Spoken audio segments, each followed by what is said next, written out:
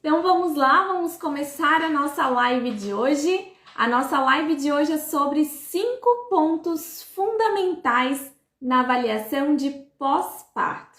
E eu dividi 5 pontos até para ficar fácil o raciocínio, para que vocês tenham em mente lá na hora de avaliar pacientes de vocês. Então anota aí, primeiro passo de uma excelente avaliação de pós-parto é uma boa anamnese dessa puérpera. Mesmo que essa paciente já era sua lá na gestação, você vai sentar com ela e vai fazer uma boa anamnese. A gente não vai chegar com a puérpera e já vai fazer o exame físico. Não, eu vou sentar ali com ela e eu vou investir tempo ali conversando com a minha puérpera. E perguntando o que nessa anamnese? Então vamos lá, anota aí que eu trouxe pontos fundamentais para você perguntar para ela. A paciente chegou no teu consultório, você vai questionar ela primeiro. Como foi o parto? Foi parto por via vaginal? Foi cesariana? Então, o primeiro ponto, modo de parto. Tempo de trabalho de parto. Quanto tempo levou? Do momento que tu começou a sentir as contrações até o bebê nascer, quanto tempo levou? Quanto tempo levou do expulsivo? Ou quantas contrações ela teve até o bebê nascer ali no expulsivo? São questões que a gente vai perguntar e boa parte das nossas pacientes vai saber responder. Se ela teve alguma lesão, então uma epíse, uma laceração, a lesão ali, a cicatriz de cesariana, como é que ficou aquela cicatriz? Teve dor? Ela sentiu algum desconforto? Lá na epíse ou na laceração, quantos pontos ela teve ali? Se ela teve uso de algum instrumento, como o fórceps, o vácuo, também qual o peso do bebê? O peso do bebê também é um dado importante, eu já vou falar sobre isso. E qual a posição que ela teve o bebê? Por que a gente vai perguntar todos esses itens aqui? Porque todos esses itens, eles são fatores de risco para uma disfunção pélvica. Por exemplo, um tempo acima de 3 horas de período expulsivo está associado com mais disfunções pélvicas.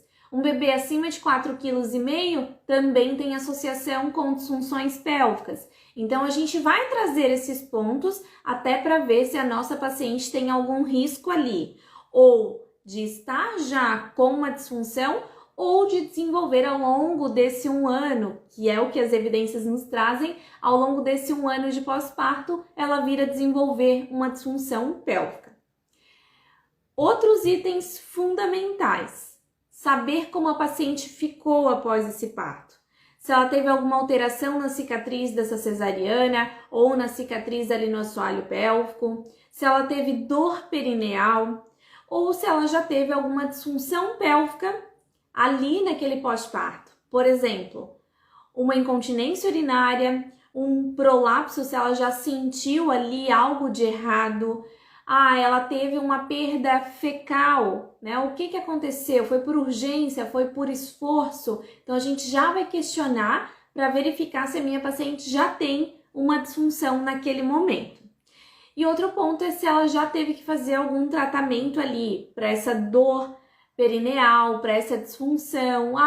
Teve uma lesão grave, uma lesão grau 4 ali, uma laceração grau 4, teve que fazer uma cirurgia e ela ainda está perdendo fezes ou perdendo gases. Então, a gente também tem que ter esse histórico da nossa paciente. Claro que não é só ela relatar. A gente também vai entrar em contato com esse profissional, com esse obstetra que fez esse parto, para entender também o que aconteceu, para ele trazer dados ali mais técnicos para a gente. Se essas alterações elas impactaram na qualidade de vida da nossa paciente. Então, por exemplo, a paciente teve dor ali perineal, teve uma lesão, e ela tem que amamentar nesse pós-parto. Se ela teve dor, ela tem dificuldade para amamentar. O que isso está impactando na qualidade de vida dela? Ela não está conseguindo ficar sentada por muito tempo por conta dessa dor, ou por conta de uma hemorroida, ou por uma dificuldade numa evacuação. Então, todos esses pontos de alterações, eles podem gerar alterações na qualidade de vida da nossa paciente. E através dessas alterações na qualidade de vida, a gente vai investigar o que a gente pode melhorar ali naquela qualidade de vida também. Questões fundamentais para a gente perguntar: como está a função miccional e evacuatória? Então, além de eu perguntar se ela teve alguma disfunção, eu também vou fazer toda aquela anamnese dos hábitos miccionais e hábitos evacuatórios, podendo utilizar algum questionário, como o ICSF. Ontem eu até coloquei que ele pode sim ser utilizado com puérperas e com gestantes, então a gente pode sim aplicar ele, principalmente para aquela paciente que tem perda urinária ao esforço. A gente também deve aplicar os diários, tanto miccional quanto evacuatório, porque ali vão dar dados, vão nos trazer dados que vai mostrar a rotina daquele momento da nossa paciente. Eu já apliquei com ela lá na gestação, mas agora eu tenho que saber como está nesse pós-parto. Então, reaplicar esse diário miccional e evacuatório nessa reavaliação de pós-parto é fundamental, porque aqui vai dar uma visão ampla para a gente. Se a paciente está postergando muito o desejo miccional, postergando o desejo evacuatório, então são pontos que às vezes podem estar piorando uma disfunção ou podem sim trazer uma disfunção daqui a pouco. A paciente não teve perda até agora, mas daqui a pouquinho ela pode ter. Então, são pontos que a gente já vai corrigindo ao longo desse acompanhamento. Se ela já retornou à atividade física, então a tua paciente chegou ali com 40 dias de pós-parto, perguntar para ela se ela já retornou para a atividade física. Qual atividade? A frequência que ela está fazendo, se ela sentiu algo diferente ali naquela atividade, sentiu um peso embaixo do ventre, sentiu uma incontinência, né? Teve uma perda ali naquela atividade física, quais os exercícios que ela teve, né? Essa perda ou essa sensação de peso embaixo do ventre. Pois assim, a gente também vai fazer o treinamento funcional com ela ali na nossa sessão, preparando ela depois para o retorno a essa atividade. Se ela já retornou também à vida sexual. Então, algumas pacientes, se vocês não atenderam puérperas ainda, muitas delas vão esperar a nossa consulta de pós-parto para retornar à vida sexual, para ver se está tudo ok e ela poder retornar para a vida sexual. Caso isso não aconteça, tem pacientes que vão iniciar a vida sexual ali depois do parto, antes da nossa sessão. Então, a gente vai perguntar como foi, se teve dor, como que tá a função sexual dela em todos os domínios dessa função sexual, como desejo, excitação, lubrificação, se teve dor, se teve satisfação naquele ato sexual. Então, a gente vai poder até aplicar o FSFI, mas eu posso também utilizar esses domínios para perguntar para ela: a tua excitação hoje é igual lá na gestação? É igual antes dessa gestação? A lubrificação mudou? Como que tá agora? Não tem nada de lubrificação. Eu tive dor, ela teve uma lesão, teve dor agora nessa relação. Então, são dados que vão impactar sim no nosso tratamento, porque a gente vai direcionar esse tratamento através dessa queixa dela também. Então, recapitulando, vamos perguntar como foi o parto, em quesito amplo aí, saber como ela ficou depois desse pós-parto, se essas alterações impactaram na qualidade de vida dela, principalmente falando de disfunções pélvicas, como que está a função miccional e a função evacuatória, se ela já voltou à atividade física e se ela já voltou à atividade sexual. Esses são pontos fundamentais lá na nossa anamnese com a puérpera. Alguma dúvida até agora, pessoal?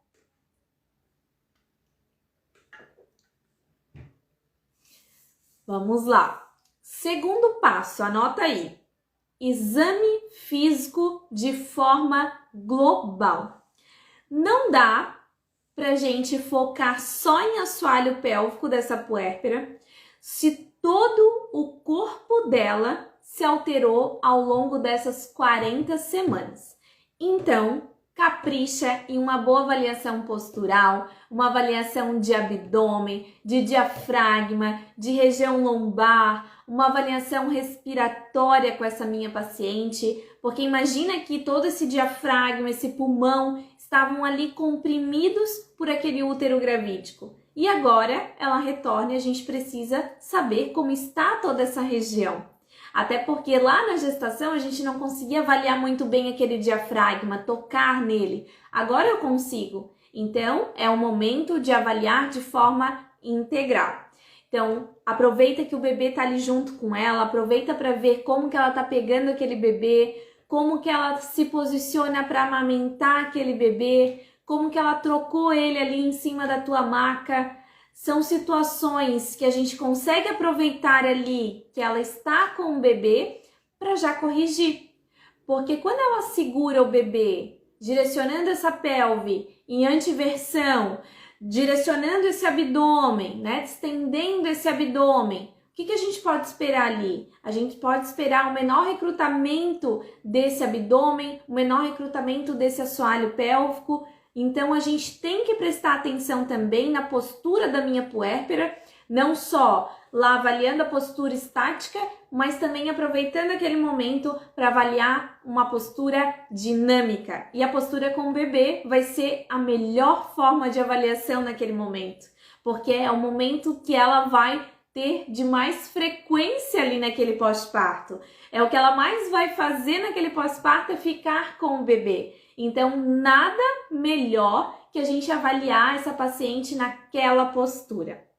Geralmente, eu até peço para a paciente para levar o bebê, falo que eu quero conhecer, mas também tem a desculpa, né, para a gente avaliar ela naquele momento, porque esse é um momento fundamental e é um momento que vai interferir, sim, nesse abdômen, nessa lombar, interferir também nesse assoalho pélvico. É mais pressão que eu estou gerando ali em cima, é mais pressão com aquele abdômen estendido, é mais pressão com aquela lombar que está retificada, com aquela pelve em anteversão, aquele assoalho pélvico que está mais tensionado por conta de uma lesão. Então tem todo um conjunto de fatores ali de forma global que a gente precisa dar atenção. Então esse é o segundo ponto fundamental de uma avaliação lá na puérpera, que é exame físico de forma global. O nosso terceiro passo vai ser avaliar assoalho pélvico e abdômen, não só em decúbito dorsal, mas também de forma dinâmica.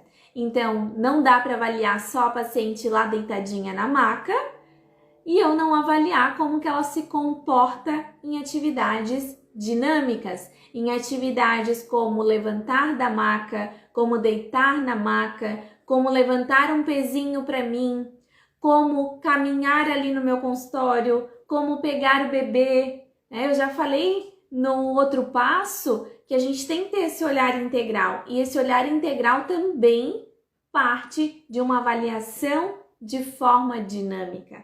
A gente precisa dar atenção a esse dinamismo muscular, a esse movimento corporal. Então, avaliar somente em DD esses músculos é uma forma errônea da nossa avaliação, visto que boa parte das alterações de função vão ser vivenciadas em atividades. Quem daqui já atendeu uma paciente que ela falava que só perdia em determinada situação, em determinada posição? Como que eu não vou avaliar ela naquela posição? Como que eu não vou perceber como que reage o abdômen dela naquela posição? Como que reage o assoalho pélvico naquela posição? A avaliação desse assoalho pélvico, ela vai ser não só focada também no toque. A gente precisa saber que toda aquela região vulvar, ela também sofreu alterações ao longo dessa gestação. Então, a gente vai reavaliar ali região de vulva, verificar se existe ainda aquelas varizes na região pélvica, se já alterou ali a a vascularização, desculpa, a coloração dessa região, se ainda está edemaciada por conta da gestação ou se já retornou.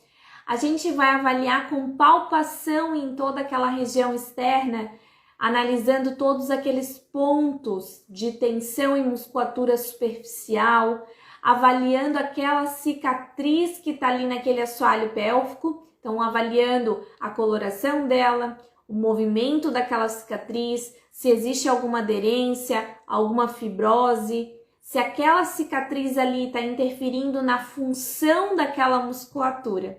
Então é um olhar global também, passando aí para uma avaliação integral, uma avaliação dinâmica. A gente também tem que avaliar as paredes vaginais, então a gente vai fazer esse toque, palpar essas paredes, também em busca de pontos de tensão, pontos de dor, avaliando tônus dessa região, avaliando também a presença ou não de prolapsos e também avaliando de forma funcional essa musculatura de assoalho pélvico. Então, eu vou avaliar ela ali, vou solicitar uma tosse, vou solicitar um movimento de contração, vou avaliar um movimento de relaxamento dessa região para a gente comparar como estava lá na gestação e como ficou agora depois desse parto. Verificar se alterou essa função e essa força depois desse parto.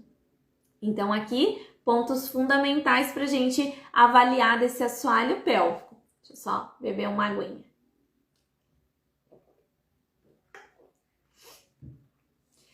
E a avaliação de abdômen, ela também vai desde a palpação, não é só avaliar diástase nesse abdômen. Então, a gente vai palpar essa parede abdominal, avaliando ali o tônus dessa parede, fazendo timpanismo abdominal, verificando se tem tensões musculares em diafragma, em ilho-psoas, na própria parede abdominal, avaliando alterações de sensibilidade, principalmente naquela paciente que fez uma cesariana. Então, a gente avaliar ali os pontinhos dessa cicatriz, avaliar ao redor dessa cicatriz para verificar se alterou alguma questão de sensibilidade. Avaliar também a cicatriz, então avaliar com a coloração, avaliar a mobilidade daquela cicatriz, avaliar se tem uma fibrose, se tem aderência, se está bem cicatrizada, porque a gente está falando de uma cicatriz que está ali na parede abdominal, uma cicatriz que pode acarretar em alteração de função dessa parede e, consequentemente, também alterar posicionamento pélvico, alterar recrutamento de assoalho pélvico. Então, a gente vai verificar também as alterações de funcionalidade dessa musculatura abdominal, avaliar aquela diástase, não só avaliando ali na posição de decúbito dorsal, mas também avaliando com movimento. Então, a gente vai avaliar, a paciente vai levantar uma perninha, vai levantar um braço, vai tossir, tudo isso eu posso utilizar para avaliar musculatura de assoalho pélvico e musculatura abdominal, para a gente verificar como está o recrutamento daquela musculatura, verificar se existe um padrão ali inadequado de ativação daquela musculatura, principalmente ao esforço. A gente quer muito que aquela paciente tenha um bom recrutamento, principalmente agora que eu tenho uma parede abdominal instável, eu tenho um bebê ali que vai ter peso para aquela paciente carregar, então a gente precisa ter essa atenção. Depois que a gente avalia a paciente deitadinha, é hora de verificar como é que ela reage ali ao movimento.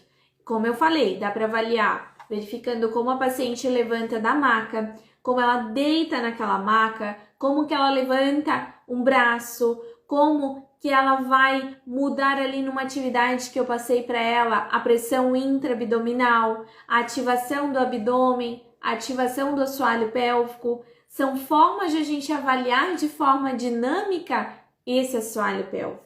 Então, não dá para avaliar só com a paciente deitada, eu preciso ampliar essa minha avaliação. E também a gente tem que verificar se durante essas atividades, por exemplo, uma paciente sentada, que teve dor ali, uma dor perineal por um bom tempo. Ela sentada, ela vai fazer ativação de assoalho pélvico, ela também sente dor. Ah, tem aumento de sensibilidade ali, o que eu posso também trabalhar naquele aumento de sensibilidade? Porque se a gente não trabalhar, daqui a pouco aquilo ali vai piorar. Então, a gente tem que dar atenção também a essas situações funcionais que geram desconforto para minha paciente, certo? Dúvidas até agora, até o nosso terceiro passo fundamental dessa avaliação? E agora a gente vai ao quarto passo. O foco também deve ser no retorno à funcionalidade e às atividades. Então, eu não vou querer que a minha paciente fique ali um tempão em tratamento comigo. Não, eu quero que ela volte para as atividades que ela fazia antes e agora com melhor recrutamento desse abdômen, desse assoalho pélvico. Então, como eu falei lá no terceiro passo sobre avaliação dinâmica, aqui o foco vai ser preparar a minha paciente para o retorno à atividade física, às funções de vida normal, até pegar o bebê, né? Então, preparar ela para pegar esse bebê com melhor recrutamento muscular, uma melhor postura ali para ela. E aqui vai entrar muito a avaliação da capacidade de ativação desse abdômen e desse assoalho pélvico durante o esforço. Para eu saber o que ela precisa melhorar, eu preciso avaliar ela nessas situações. Então, principalmente, a capacidade de ativação voluntária desses músculos e o treinamento desses músculos. Então, eu vi que a minha paciente lá em determinada posição não teve uma boa função, não teve um bom recrutamento, eu vou trabalhar ali naquela posição para trabalhar, para melhorar aquele recrutamento e facilitar aquela ativação.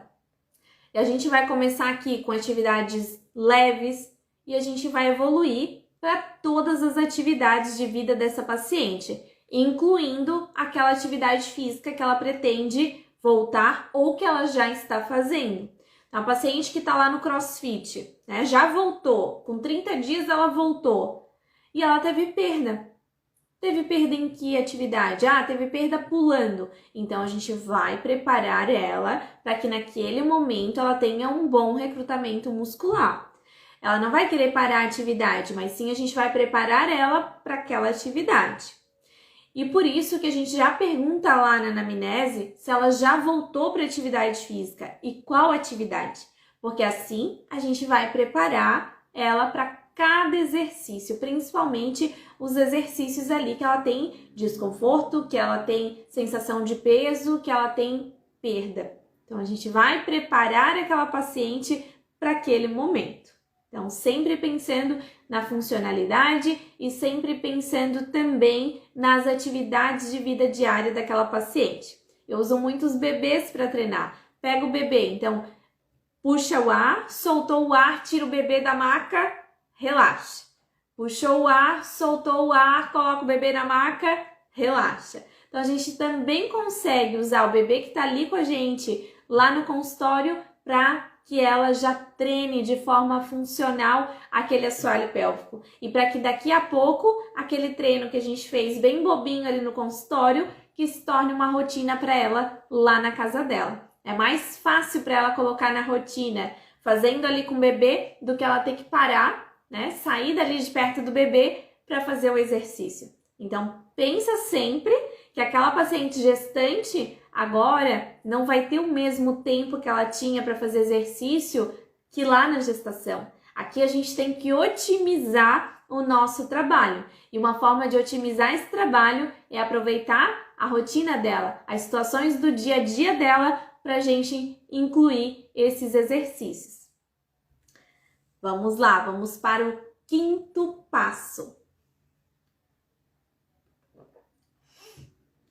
No quinto passo, eu quero trazer para vocês uma informação importantíssima. Lá na gestação, a gente fez a avaliação, depois de uma semana a paciente vai voltar e a gente vai começar aquele acompanhamento. No pós-parto, isso funciona de forma diferente. A paciente veio, fez a avaliação.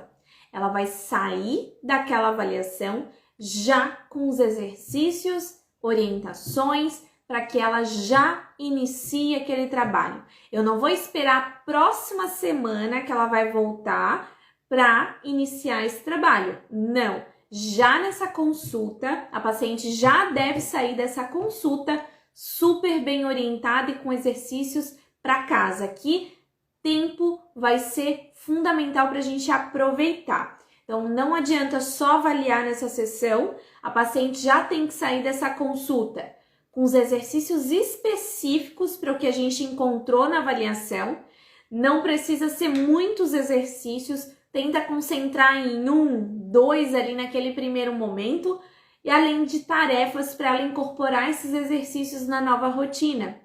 Alterações ali de hábitos miccionais, alterações de hábitos evacuatórios, melhora da ingesta de água, tudo isso a gente já vai fazer com essa paciente já nesse primeiro momento. Então, sentamos ali com ela, fizemos a anamnese, fizemos o exame físico, vi o que ela precisa, eu já sento com ela ali depois daquela consulta, prescrevo todos os exercícios. Por exemplo, a paciente teve ali, ela tá com queixa de dor perineal. Então, a gente vai sentar com ela e vai trazer estratégias para que ela consiga reduzir aquela dor perineal já em casa também, para que não espere a próxima sessão para reduzir aquela dor. O que eu posso incluir ali? Eu posso prescrever que ela use uma bolsinha de água quente, que ela faça a massagem perineal ali em casa, para que ela use para reduzir aquela sensibilidade, um algodãozinho ali em cima da cicatriz para a gente melhorar aquela sensibilidade. Então, todas essas orientações eu já passo assim que eu acabo essa avaliação. Assim que eu acabo a avaliação, eu tô ali com ela do lado dela, já passo os exercícios, já mostro, o algodãozinho eu passo assim, então já mostro ali para ela. Como que eu vou usar a bolsa de água quente? Já mostra para ela ali também. A paciente no pós-parto, ela tem que sair daquela sessão muito bem orientada e já com os exercícios em mãos. Eu já entrego ali para ela, ou escrito, ou em PDF, já entrego ali para ela os exercícios específicos para que a gente comece o quanto antes. Para que a gente não espere mais tempo para que ela consiga começar ali, para que ela consiga já incorporar o quanto antes aqueles exercícios na rotina dela, para que ela consiga ativar aquele assoalho pélvico segurando aquele bebê, para que ela reduza aquela sensibilidade que está atrapalhando ela para amamentar aquele bebê, não está sendo uma posição confortável. Estão vendo como é importante a gente aproveitar esse momento do pós-parto já para incluir todas essas orientações? Isso aqui é fundamental, tá? Isso aqui é parte fundamental de a gente ter ali já em mente para que eu faça aquela avaliação, mas que eu já prescreva tudo bem bonitinho para minha paciente. Certo, pessoal? Dúvidas até agora? Eu falei dos 5 passos, né, que eu tinha prometido nessa live, mas eu trouxe um passo plus aqui para vocês, que é uma dúvida que todo mundo me pergunta, as minhas alunas perguntam, as seguidoras aqui no Instagram perguntam, de como funciona o acompanhamento da puérpera após essa avaliação. Eu já vou entregar as orientações ali, a paciente já vai embora e não volta mais? Então essa é a resposta que eu vou trazer para vocês agora.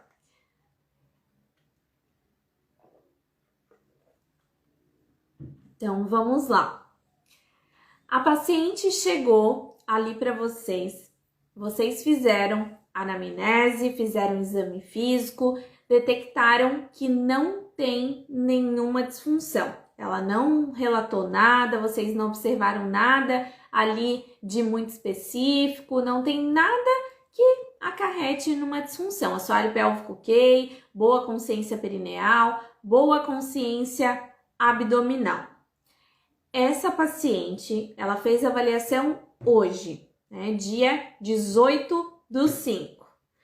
Essa minha paciente, ela vai retornar daqui um mês. Nesse próximo mês eu vou reavaliar, verificar se ela incluiu esses exercícios na rotina, se tá tudo ok, se não teve queixa nenhuma. Não tem queixa nenhuma? Continua, ela vai retornar depois de 3 meses. Então, primeiro ela veio aqui hoje, dia 18, depois daqui um mês, dia 18 de junho, e depois daquela consulta, 3 meses. Depois desses 3 meses, então nesses 3 meses ela veio, fez a avaliação, não teve nada, tudo bonitinho, nenhuma queixa, nenhuma disfunção. Depois desses 3 meses, 6 meses. Depois desses 6 meses, volta, reavalia e depois todo ano. Então, esse é o acompanhamento que eu faço com a paciente que não tem nenhuma disfunção.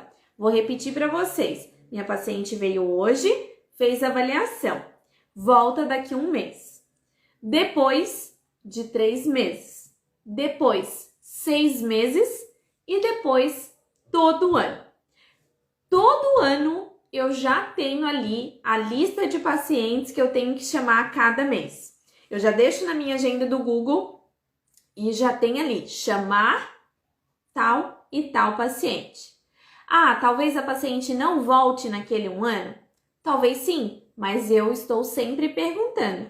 Como que você tá? Sentiu alguma coisa diferente? Tá continuando os exercícios? Eu tô ali mostrando que eu tenho atenção por aquela paciente. Essa paciente ela vai lembrar de fazer aqueles exercícios, pelo menos por mais um período. E depois, sempre que ela lembrar de, eu preciso ir na físio, ela vai retornar com você. Geralmente, as minhas pacientes retornam. Tá? Eu tenho uma lista ali sempre para chamar, a maioria delas retorna. A maioria delas volta, a maioria delas, não continua fazendo 100% os exercícios, mas está sempre lembrando desse assoalho pélvico, principalmente lá na atividade física. Hoje mesmo, a paciente que eu já tinha dado essa alta de 1 ano, essa alta de 6 meses, ela engravidou novamente e hoje ela disse, Jéssica, quando que eu posso voltar? E a gente já deixou agendado o retorno dela, agora grávida novamente. Então, esse acompanhamento que a gente faz com a paciente é fundamental porque ela vai lembrar ali daqueles exercícios. Ela vai ter em mente a importância daquele momento ali para ela, a importância de ir na físio, a importância de fazer os exercícios. Só um pouquinho. Então, não é só por chamar a paciente. Não, a gente tem um estudo da Caribou que mostra que em menos de 1 ano essa paciente para de fazer exercício. Então, se eu tiver esse acompanhamento com ela, vai ser muito mais fácil para a gente conseguir manter uma frequência ideal de exercício. Pelo menos ali na atividade, pelo menos em situações de esforço. Tá? Então, a gente faz parte aí dessa aderência aos exercícios da paciente em casa, de a gente lembrar ela sobre isso e lembrar da importância de retornar para a físio. Até agora, eu estava falando de uma paciente que não tinha disfunção pélvica, que o assoalho pélvico dela estava ok, que o abdômen estava ok, estava tudo retornando, um bom tônus, boa cicatrização, tudo ok. Agora, a gente tem uma paciente com disfunção. Assoalho pélvico tem alteração de força, de função, abdômen também tem alteração de funcionalidade. Agora, a gente vai reagendar com essa paciente 1 vez por semana ou a cada 15 dias, dependendo da disponibilidade dela. Por que dependendo da disponibilidade? Talvez agora ela precise de alguém para cuidar desse bebê. Nem sempre ela vai conseguir levar ele na sessão. Então, 1 vez por semana seria o ideal, mas nem sempre a gente consegue 1 vez por semana. Então, o ideal seria 1 vez por semana, mas a gente também consegue atender a cada 15 dias. Quando a paciente vem a cada 15 dias, eu sempre falo, olha, a importância da aderência agora em casa é ainda maior, porque antes tu vinha 1 vez por semana, agora tu tá vindo de 15 em 15 dias. Então, os exercícios devem ser feitos numa frequência melhor, né? Numa assiduidade melhor, para que ela consiga os efeitos daquele treinamento, principalmente pensando num treinamento muscular. E aqui a gente está falando de tratamento, por isso que não dá para prometer que em 3 sessões a diástase vai retornar, que eu vou curar uma incontinência urinária em 10 sessões. Até porque a gente não pode prometer isso, porque os próprios estudos falam pra gente que o TMAP, ele precisa de 12 semanas de treinamento. Como que eu vou prometer que em 3 sessões a minha paciente está curada? Tá? Então, é muito importante que a gente já esclareça para a paciente, esclarecer que dentro desse 1 ano, né, ela tem aí um fator de risco grande para desenvolver disfunções pélvicas. Então, mesmo aquela paciente que não tinha disfunção nenhuma, a gente tem que estar observando, porque essa disfunção ela pode aparecer, tá? Então, a gente sempre vai esclarecer todos esses pontos para nossa paciente, explicar que um parto com lesão é um fator de risco, que aquela lesão ela pode alterar a função daquele músculo, que é muito importante que ela mantenha os exercícios em casa, que ela mantenha depois daquela alta. Eu chamo essa alta de alta monitorada. Eu tô ali monitorando ela a cada 1 mês, a cada 3 meses. Então, ela vai voltar na físio. E tem paciente que às vezes não quer ganhar uma alta maior porque se sente tão segura com a gente ali, estimulando a fazer os exercícios, ali avaliando para ver se tá tudo ok, que a paciente não quer ter alta. Eu já tive algumas pacientes que diziam assim, não, espera um pouquinho, daqui a pouco a gente tem uma alta maior. Porque ela se sentia segura ali. Ela sabia que vindo ali na físio, ela ia fazer os exercícios, que ela ia ter mais comprometimento em casa.